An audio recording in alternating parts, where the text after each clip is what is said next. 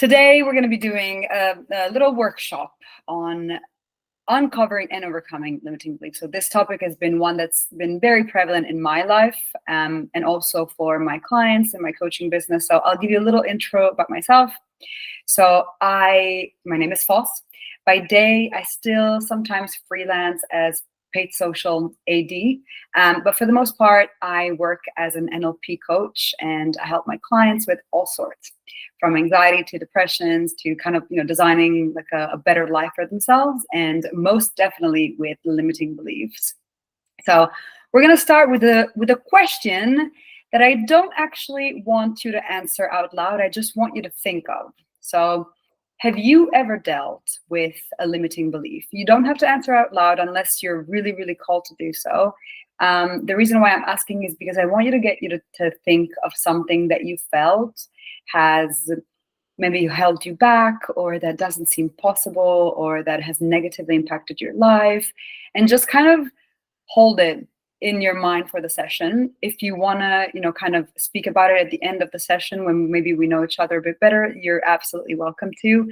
And I also want you to get to think about it so that you know that you're not alone in this. Like, limiting beliefs are very prevalent. I wouldn't have a job if they weren't, but also they're very prevalent for people that have worked on their mental health as extensively as certainly myself. And you learn tools. So the session for today is basically kind of like a two-thing session. One is to try to get you to eradicate the ones that you have, try to see if you can eliminate them, but also to kind of give you tools to put in your toolbox should you have new ones kind of pop up in the future. So interrupt at any point, put up like a little icon or a hand if you want. I'll be happy to pause and take a question.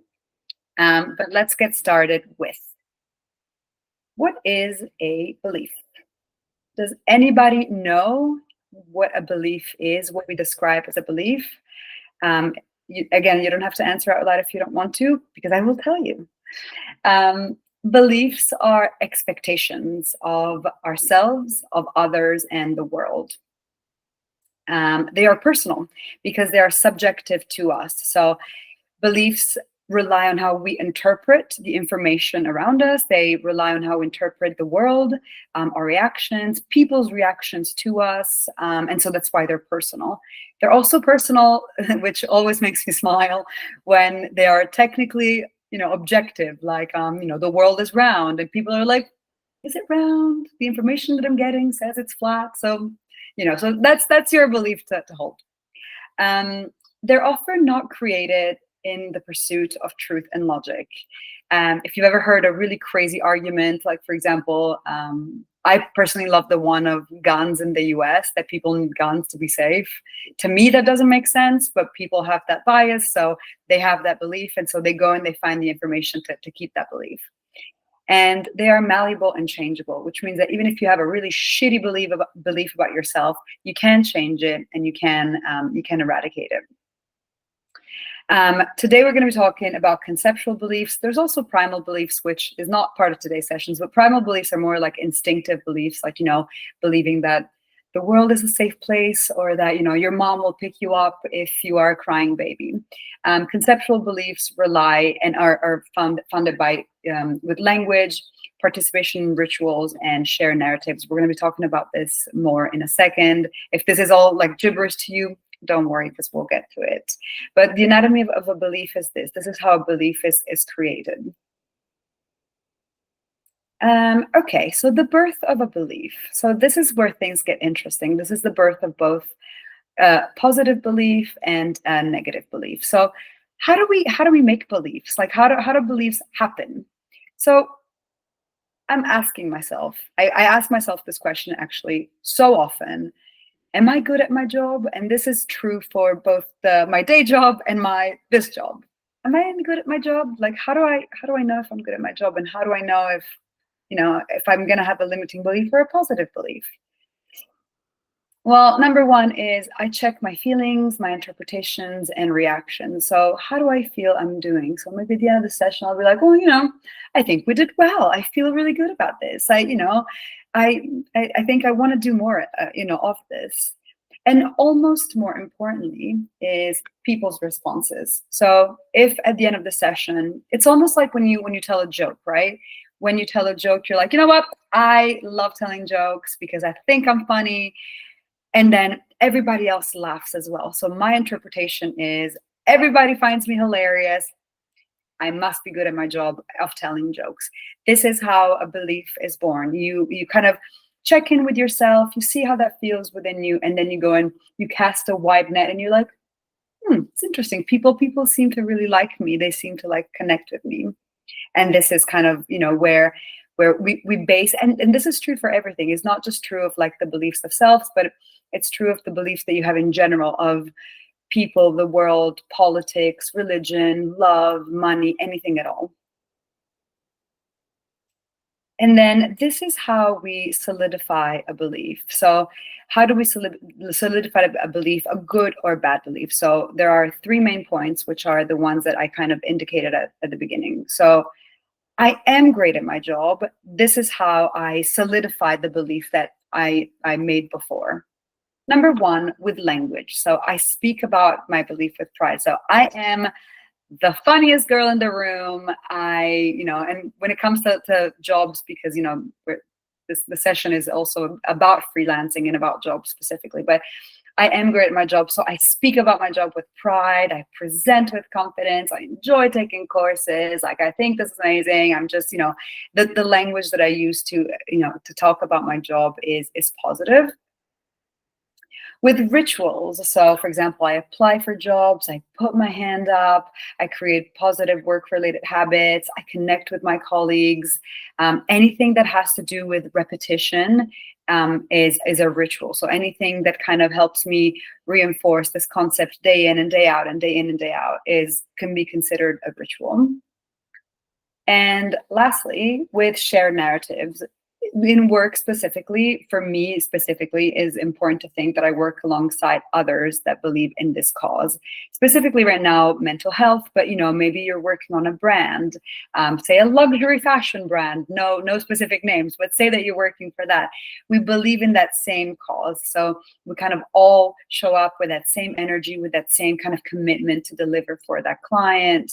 And all of these things together make us think, I'm fantastic. Like, I'm telling myself I'm good. I kind of apply these rituals to my life. I can share this narrative and like the wins with my friends and colleagues, and it's great.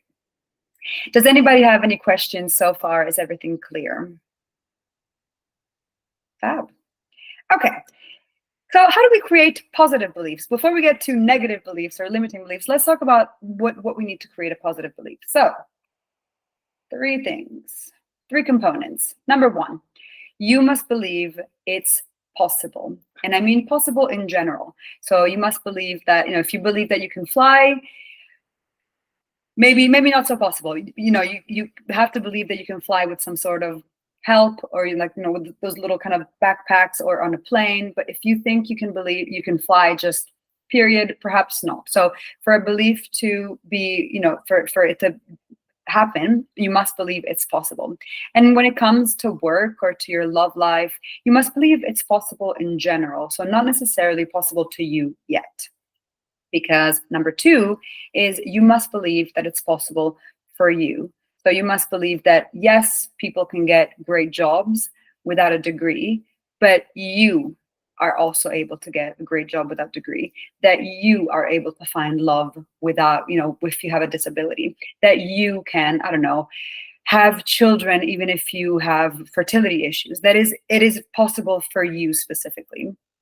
And last but not least, which always breaks my heart a little bit, because this is the point that I find people kind of struggle most with, is you must believe you deserve to achieve it. Like, you must believe that you are worthy, that you must believe that you are good enough, that you must believe that you are smart enough, capable enough, resilient enough, that you have enough, that you have done enough, that you just have earned it by virtue of just being a person and being alive, that you deserve to achieve whatever it is that you want. So for something to be possible, it needs these three components. Of course, the exact is the exact thing is true for limiting belief, but in the opposite. And so a limiting belief basically says that you cannot be, do, or achieve what you like. It's not great. And when we talk about limiting beliefs, two facts that make limiting beliefs really interesting, which I'm going to challenge you all to kind of think about this on a personal note. Think of what you're going to see on the screen now, and think, is this true for me? Have I ever thought of this for myself? So, number one, they hold us back. They hinder our progress. I am yet to meet someone ever in my life, both as a coach, but also as a friend, that thought, I can't get the job of my dreams, and yet is working the job of their dreams. Or that they're like, you know what, the gym is never going to work for me. I'm never going to be healthy or, stronger or thinner, and yet has a great physique. So it doesn't, limiting beliefs don't work by, giving us a negative kind of thought or perception, and then suddenly you make it happen. They just hold us back. Number two, also think about this when you see it come up on the screen. They aren't factual. They aren't objective. They aren't data-based. They're not at all. They are just your interpretation of what is happening, your interpretation of a fact, but they aren't universal. And that's great news. It means that they can be changed, they can be challenged, and that because they are not the law, you don't have to abide by it at all. So take just a short moment now just to kind of look at the screen and think of a limiting belief, and think if these two things are true for you. They've hindered your progress, and also they aren't the law. There's no rule that says this has to be like that. And my clicker has stopped clicking. Please click. There you go. All right. Let's now have a deep dive into limiting beliefs. So when you don't believe it's possible, you might want to take notes here if you like, or maybe just try to connect with the things that you see if you feel like these things are more true to you, because I'm going to kind of give you solutions to these things at the end. So if you feel like some of these specifically speak to you, take a note, and by the end, hopefully we'll have a solution. I need to learn how to click better. Okay, so you don't believe it's possible because, for example, it's already been done. I like to think of Lyft. I like to think of Lyft when Uber had come out, and they probably thought, like, Uber is already here, like, why are we doing this? And that's actually true of anything. Like, other than, like, I don't know, inventing the wheel, everything already exists. So most things have already been done. So, if you don't believe it's possible because it's already been done, stay tuned, because I think I have a solution. It's never been done before. I love this one almost more than any of the other ones, because I feel like this is like where pioneers and inventors come up with their like kind of best things. Some of it is shit, by the way. Like, not everything that's not been done before, you're like, here's a fantastic idea. No, some of it is shit. It's just shit. Like, it doesn't have to be amazing just because it's not been done before. There's actually the creator of Spanx, who is a woman whom I love. Her name is Sarah Blakely. She just came out with this like hybrid shoe called Sneaks, and it's a sneaker with heels, which, girl, no, like, I don't know who was in her team, but like, oh, thank you. Like, it's horrible. It is not a good time. It's horrible. Like, it's never been done before, but it should have just stayed in your idea box. But that's okay, because she believes in it and someone's buying it. So, just you go ahead and pioneer. Lastly, society said it. This one is another one of those ones that breaks my heart, because I so often come across people that are just like, I'm just not, tall enough to be a model, or I didn't go to college, so I'm not going to be able to get a really good job and stuff like that, because it's the rule. It's not the rule.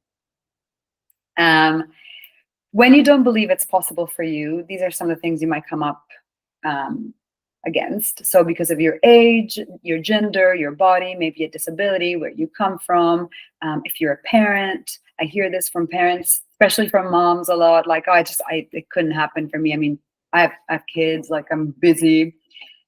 I definitely hear that because I have two, and it's a horrible life sometimes because you're always just covered in like baby food, but it's not actually the law. Or because of your education level or social status, because of where you come from, maybe you didn't get the same schooling, or maybe actually you are too privileged to be believed in the cause that you're trying to kind of enter. And then when you don't believe you deserve to achieve it, might be because you did something bad in the past. Maybe, I don't know, you don't believe you deserve love because you've cheated in the past, or you don't want to burden others whilst you try. This is another one that I hear so often. Like, it takes a while to get started with, like, I don't know, a new project, an idea, freelancing, and you don't want to kind of try and test, and then maybe others have to like take care of you. And the one that absolutely breaks my heart, and I wish I could eradicate it just from people's vocabulary, is they don't deserve better. I mean, if this doesn't bring a tear to your eye, like when you hear someone say that, or when you say that to yourself, that you don't think you deserve better, I honestly hope it just brings a tear to your eye and you just think like, it doesn't have to be my life. Like I can get better than that. And then a quick spotlight here on imposter syndrome for freelancers, because this is, a lot of us are contractors. Certainly me, I've been a contractor for 8 years. Imposter syndrome is basically just the kind of the work specific variety of limiting beliefs. I'll tell you a funny story about imposter syndrome actually on this, but let me tell you kind of what I've broken them out in. Personal, too old or too young. I definitely feel this a lot, especially when you're freelancing. You're like, freelancing is like for 19-year-olds. I'm like almost 40. No, you're fine. If you just want to work remote, you might feel like it's not possible. Again, not true. I work from Italy. I've worked from Bali. It's definitely possible. It's not the law. If you're a parent, if you have a disability, none of these are the law. All of these are things that you can challenge for yourself. Social. For freelancers, I hear this a lot. People often think that freelancing is easier to do, I suppose, if you are well connected, if you know all the recruiters, if people just call you because they know you worked with them before. People think that to freelance, you have to be chatty and extravagant, and you can't really do it if you're introverted. And that people don't think that it's easy if you want to get a non-traditional job, like an influencer, an actor, or I don't know, a YouTuber. And lastly, task-based. I feel this to the depth of my soul, and I'll tell you why in a second. But I hear a lot of like kind of people that come up against freelancing jobs being like discipline specific or not specific enough, and like them kind of not fitting in that, not having formal training, or maybe feeling slower than others, or feeling like they have a capped earning, especially. Let me know if this is you, but especially because freelancers, I feel like, base a lot of their self-worth on their day rates and on their bookability. And so I think if like at one point you kind of go from, I don't know, I think if you go from like having a set day rate to something else, and maybe you feel like you don't deserve having more, they're gonna be like, oh my God, they're gonna catch me. They're gonna find out I'm crap at this job. They're gonna like revoke my booking. And so there's definitely like a lot of feelings that are specific, I feel, for freelancers, because we kind of like live in a special like little world of our own. But I'll tell you a funny story here. I've worked in paid social now for I don't know, like 8 years maybe, and I started at a manager level. I was never an exec. I was never, like a study placement. And I started at like one of the biggest agencies in London by lying completely. And I lied because I basically like kind of knew how to open business manager, but I'd never done a media plan, didn't know what a CPM was, nothing at all. I mean nothing, like zero. But I really needed to work, and I just made myself go like, okay, well, act as if you can't fail. Like, you can't fail. You need to pay rent. You're all out on your own, so just teach yourself. Like, just go. And to this day, I have now worked in paid social for like I said, 8 or 9 years. I can do a media plan with my eyes closed. I've worked on some of the world's biggest brands. I have won awards with my brands. I get booked a lot. Like, people like me. I always have work. And I guarantee you, I shit you not, that whenever there is anything to do with Excel, I panic, because I've never been an exec. I was never taught. I don't really know how to pull reports very well. Like, I'm fine, I can do it, but it takes me a decade. Whereas, someone else that was taught could do it in 15 minutes. So, and I consider myself good, and I still can't do this thing. I still feel like absolute crap when this happens to me, and I'm like, I'll get that done in no time. And then I'll like slack someone on the side, like, can you please help me with this? I beg you. So do not worry if you feel like you have imposter syndrome on anything. The two things are not mutually exclusive. You don't have to be very, very good and have no insecurities, or very, very bad and therefore have insecurities. You can absolutely live feeling great and also have an insecurity. And yeah, you're totally fine. So before we move on, is everyone still with me? Do you have any questions on limiting beliefs specifically before we delve into the more, I guess, soul-soothing part of this presentation, where we kind of learn some things that we could do to do better, to feel better, yeah, let me know. And I have a question next, which I want you to answer, unlike the question before, which is, do beliefs change actions, or do actions change beliefs? You can put like type number 1 if you think it's the first one, or number 2 if you think it's the second one. You can write both. You can write neither. Let me know what you think. Okay, both. Okay. I'll ask you a follow-up question. If you had to, Rosie thinks number 2. Okay, you think actions change beliefs. Okay. Number 2. Okay. Actions change beliefs. Action change beliefs. Interesting. Okay, I like you guys. Okay. The answer is, of course, both. Let's talk about how they're both true, and then I'm also going to ask you which one you would kind of engage with if you had to change a belief. So beliefs change actions, and actions change beliefs. This is super important to remember and kind of to hold within yourself. I'll tell you why in a second. Let's think of a way in which a belief can change an action. So I feel like whenever we think of the word belief, we think of religion. Certainly I do. But perhaps, if you have a belief, like if you have a belief in God, it might change the way that you, I don't know, live your life, the way that you, I don't know, are more generous, or you are a better friend because you have that belief. So a belief can change an action.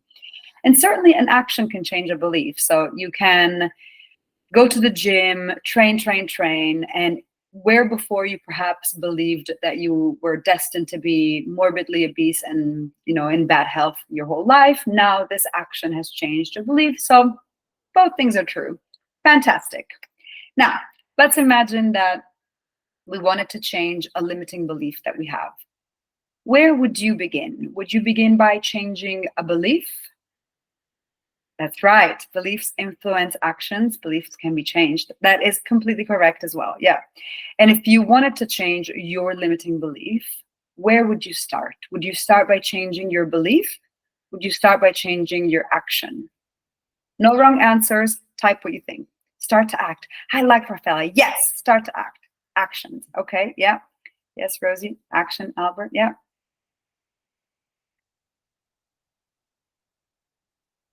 Okay, so we are all, Emil says beliefs. Fantastic. Okay.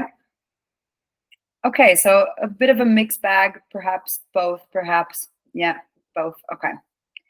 So what we're going to do for the remainder of the session is I'm going to give you tips to tackle both. I'll tell you my preference, and I'll tell you why that's my preference. And of course, as you have seen, people have, they have different ways that they tackle their limiting beliefs. And you can certainly start with actions. You can certainly start with changing the belief itself. I start with actions because a belief is a multi-layered, very complex neurological process that, as we've seen, takes various data points and becomes a belief in your head. It takes a while. It isn't immediate. And because it's multi-layered, you often have to address multiple layers of it. Whereas an action often is just that. It's just an action. Like the gym is just a gym. You can just get up and plonk yourself on at the squat rack and start doing. And it's a much more streamlined going from place A to place B. So for people like me who, can kind of be a little bit neurotic when it comes to, like thinking of things, if I start by doing, I tend to see results quicker. But in my experience, if you start by tackling the belief, it might make for a more long-lasting kind of action. Okay, so these are 4 action points, kind of 4 tips that you can implement in your life to tackle limiting beliefs. I have started by the one that I have used the most, but that I also feel like it's just more general, which is journaling. If you haven't done journaling, stop whatever you're doing. Get yourself, here you go. Get yourself anything, literally anything that you can write on and journal. Journaling is like everybody's therapy tools that nobody's using. It's fantastic. There is so much literature from Harvard to Yale to Oxford talking about the value of journaling. Journaling is fab because it basically helps you download and you subconsciously just analyze your thoughts. You find patterns. You can check out your behaviors, your actions.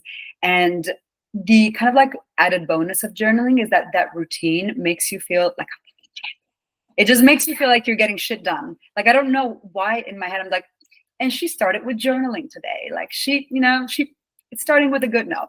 So it's that routine makes me feel like I've accomplished my first task of the day. Fantastic. Get yourself a journal, anything. Honestly, it's going to change your life. Nope. What have I done here? I really need to do this better. Okay. Click. There we go. Body language and speech mirroring. So this is another fantastic tool that helps with limiting beliefs in general. And you're going to be thinking, okay, but like my limiting belief is like very specific. But hear me out here. When your body interprets your body movements before it understands what's going on. This is such like a revolutionary fact that people like don't appreciate that much. Let's make a little like a workshop example. Imagine being depressed. Just imagine being really sad, like really heartbroken. And if you're sitting on a chair, imagine what that would look like for you. And it probably is going to look like something like this. Like you're probably going to be looking down and your shoulders are probably slumped and you're probably just in on yourself. Maybe you're breathing a bit shallower. And I guarantee you that if you sit in this position for the next kind of 15 minutes, your brain, will interpret what is happening and it will think, maybe she's sad. So by changing your position, your posture and your body, you trick your brain into thinking something fantastic is happening. So I have a link at the end of this presentation about a TED Talk that if you haven't seen, it's fantastic. It has like over 70 million views by this professor called Amy Cuddy on body posture, which I really hope you watch. It's great. And speech mirroring is specifically, and mirroring in general, it doesn't have to be speech mirroring, helps us do as others do. And emulation kind of helps you feel like you're connected. And by that virtue, just also feel more kind of self-actualized. So it might help you feel more confident. This is especially true at work. So if you have a limiting belief, for example, around your job that, people don't call on you for presentations, try this, like try acting a different way. Even if you don't believe it, you don't have to believe it. You just have to do it, because then your brain will just interpret what is happening and think, she has got this. Or he. I'm sorry if there's a he. I'm obviously speaking for myself. Next, we have positive self-talk and affirmations. Positive self-talk is my other favorite tool that is just gravely underused. It aids with feeling competent, feeling worthy. It helps stimulate oxytocin, which helps with stress management. If you don't believe it, try talking to yourself negatively. See how good you feel afterwards. And actually, there is so much literature and science that has debunked what we used to do because I wasn't alive, but what they used to do like in the 70s and 80s with like the gym videos with like, come on, you fat moron, you have to go harder, you can't do this. Never worked. Like abusing yourself or others in hopes of good results, it's not a thing. Positive self-talk is what gets you there. And affirmations also get you there. Affirmations are basically shorter versions of like positive self-talk. You kind of repeat to yourself things like, I am capable of doing this. I have done this before. I can do this again. I'm super into affirmations. I actually have a YouTube channel where I basically just do that.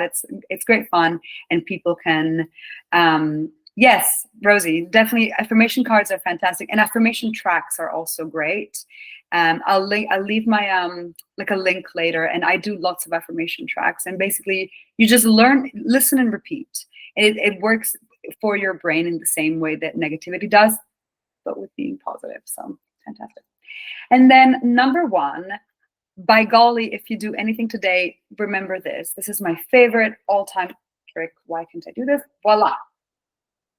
Data-led and objective feedback. This is one of the best tricks you are ever going to learn in your life when it comes to limiting beliefs. It's a 2-part kind of exercise. For every limiting belief you have, you must find objective data to support it, and it must be statistically significant. That means for every piece of data that you support, it has to be widely appreciated, not just your friend John said. That's not statistically significant. It has to be actually the law. It has to be actually objective. If it's not, it is not statistically significant. And if it's not, the task is you have to challenge yourself to take action. For example, a limiting belief that I hear lots of freelancers having, certainly I had, was I can't work and make money living abroad. And so when I moved to Bali, I was working and I was like, this is shit. I can't get anything done because I was working on London times. And guess what? If you work from like 8 p.m. to 3 a.m., it's a shit life. Like you're not going to get anything done. So I was like, see, what did I say? Couldn't be done. Couldn't move to Bali and work. This is horrible. I was right all along. And then I was like, okay, well, no, it's because I'm seeing this from the entirely wrong point of view. I'm trying to I'm trying to work that job here. And so I had to try something different. And as soon as I noticed that I couldn't do it, I had to, the rule says, if you don't have the law, you have to start. And once you do, then you start and you already get going. No. Okay. Now let's talk about the belief parts. So we're going to make this possible. So you remember the beliefs earlier when it was impossible for you, you didn't deserve it. So let's make it possible. If it's already been done, these are some of the questions that you could ask yourself. How could I make it my own? How could I improve on it? What do I appreciate of the maker's approach or success? If it's never been done before, how did other visionaries tackle challenges? What would the world look like had they not tried? What would my life look like had I not succeeded, if I succeeded? I often think of like scientists when I think of this, like, I don't know. I think of Stephen Hawking when I think of this a lot, because I think, what if he thought, I can't type because my hands don't work. I'm just not going to do it. Like, can you imagine that? Like, what world would that be? And society said it. And so ask yourself, whose standards am I abiding by? What can I learn from pioneers before me? What would it feel like to speak up for others like me? Let's make it possible for you. Because of your age, gender, body, etc. Again, here, whose standards am I placing on myself? And is there only one way to be successful at this? Can it be done differently? This is especially true for people who are slightly different. Parents, disabilities, gender, anything that you feel like kind of eliminates you from a specific job or a race or anything, please ask yourself these questions and kind of reframe the law that you think has been dictated. And or because of your education level or social status. So who do I look up to that didn't come from money? What skills could I improve upon? How else could I measure worth if I don't have a college degree? Lastly, the one that always breaks my heart, let's make you feel worthy. You did something bad in the past. So what did others who made mistakes do to restart? Are you still able to do your best despite your past and your mistakes? I feel like the answer to this is going to be yes, but you let me know. You don't want to burden others whilst you try. Can you be the best friend, partner, parent, or employee possible if you don't answer your true calling? Lastly, don't tear up, but you don't deserve better. And I feel like when you think of this for yourself, think of speaking to a friend the way that you sometimes speak to yourself, because that's always kind of what gets people. If you were happier, would others benefit? And certainly, would you treat others the way that you have just treated yourself? In this case, when you say, I don't deserve better. I've done nothing to deserve this. I don't deserve more money. I don't deserve better love. I don't deserve a better job. If you were happier and you were better, would the world be happier? Could you do what you're doing better? Does that make sense? Okay. Now, before we close, I have a quote by my beloved Brene Brown. I follow this woman religiously. If you just want to geek out on some science, she has just released one of, I think, the most kind of like mind-blowing studies on emotions. She's basically studied and named all of the emotions and feelings and experiences that people kind of go through, so that you, me, may have the vocabulary to go beyond saying, I feel bad, or I feel sad, or I feel mad. And she teaches you the kind of the components of resentment and jealousy and anger and, depression, what they actually mean and feel like. So this is a quote that I kind of keep with me when I'm feeling bad, which is, you're imperfect and you're wired for struggle, but you are worthy of love and belonging. Remember that you are wired for struggle. So you do have the tools to say, I believe this thing about me. It's crap. It doesn't take me anywhere. I can change it and I can have better. Voila. We're almost out of time. Do you have any questions? Feel free to ask, or if you want to share a limiting belief that you have, this is also your time to do so if you want. Otherwise, I'll give you some links. And thank you all, of course, for being here during your lunch break. It's so nice. Feeling too old. Let me read. Hang on, let me open the comments because I am also blind, as you can tell. You're mid-40s, and sometimes you think, maybe I should shave to try to be younger for meetings. Yeah. Albert, welcome to my life. I am closer to 40 than I am to 30. And I still often freelance in agencies. So I often just feel like everybody else in my team is like a late 20s, early 30s. And I get that. And you know what? It is your perception. I feel like if you can think of it as you're bringing incredible wisdom and much more experience than others, and kind of maybe even like lean into the look of looking slightly older, I would love for someone to just kind of be unapologetically them, especially when it comes to their looks. Like, I mean, I definitely get Botox, so I feel like it's, I talk a good talk. I'm a woman. I feel like there's too much to unpack here when it comes to looking old, but lean into it. They're so lucky to have someone with experience. So, Rosie, I don't have recommendations for a set of cards, but I will leave the link for a track if you want. Can you try to train yourself? Yes. External appraisal to think that you're doing a good job? Yes. So self-worth and self-compassion and self-love are things that you can cultivate. And when you have higher self-understanding, self-worth, self-knowledge, you don't fall prey to limiting beliefs as much. So tackling limiting beliefs is great if you have this is the belief, I want to tackle that. If you want to just eradicate them, you work on your sense of self and you improve on that so that you don't have to make excuses, basically, if that makes sense. Jay, you still get ID'd. You know what, Jay? Just log off this call, please. The rest of us have to get, as you can tell, actually, and you probably do get some. The time has come. It's the end of the month, so.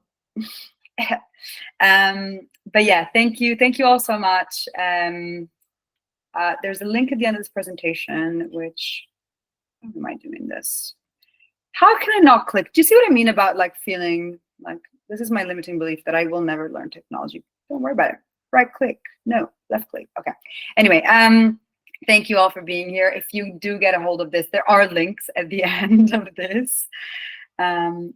Yes, Ruth, as a parent, as a freelancer too. You know what? Same. Yeah. So thank you so much for coming. I'm so glad that it's helped. And yeah, I'll hopefully do another one of these at some point, and I can all see you there.